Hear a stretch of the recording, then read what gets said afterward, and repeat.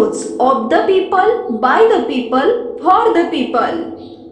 व्यावसायिक अभ्यासक्रमास प्रवेश घेणाऱ्या आर्थिकदृष्ट्या दुर्बल घटक, सामाजिक व शैक्षणिकदृष्ट्या मागासवर्ग तसेच इतर मागासवर्ग प्रवर्गातील मुलींना शिक्षण शुल्क आणि परीक्षा शुल्कात 100% प्रतिपूर्ती देण्याचा म्हणजेच शिक्षण पूर्णपणे मोफत देण्याचा निर्णय महायुती सरकारनं घेतला होता।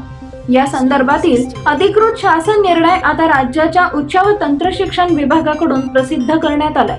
त्यामुळे सर्वसामान्य कुटुंबातील मुलींचं उच्च शिक्षणाचं स्वप्न पूर्ण होणार आहे। राज्यातील सर्व मुलींना शिक्षण मोफत, उच्च व तंत्र शिक्षण मंत्री यांचे स्पष्टीकरण। बिगर व्यावसायिक अभ्यासक्रमांना प्रवेश घेतलेल्या केवळ मुलींचीच नाही तर मुलांचीही 100% फी भरण्याबाबत शासनाने यापूर्वीच निर्णय घेतलाय। त्यानुसार दिनांक 7 ऑक्टोबर 2017 रोजी शासन निर्णय निर्गमित करण्यात आला असून त्याची अंमलबजावणी सुरू असल्याची माहिती उच्च व तंत्र शिक्षण मंत्री चंद्रकांत पाटील यांनी विधान परिषद निवेदनाद्वारे दिली।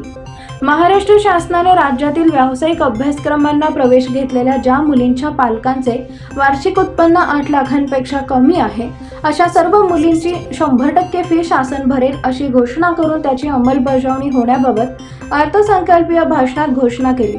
त्यानुसार मंत्रिमंडळाच्या बैठकीत रीतसर मान्यता घेऊन शासन निर्णय निर्गमित केला। व्यावसायिक अभ्यासक्रमांची मुलींची 100% फी सरकार भरेल यावर अनेकांनी आनंद व्यक्त करताना बिगर व्यावसायिक अभ्यासक्रमांचाही कला, वाणिज्य, विज्ञान इत्यादी 100% फी शासनाने भरावी असा मुद्दा उपस्थित केला। त्या अनुषंगाने मंत्री श्री पाटील यांनी स्पष्टीकरण केले।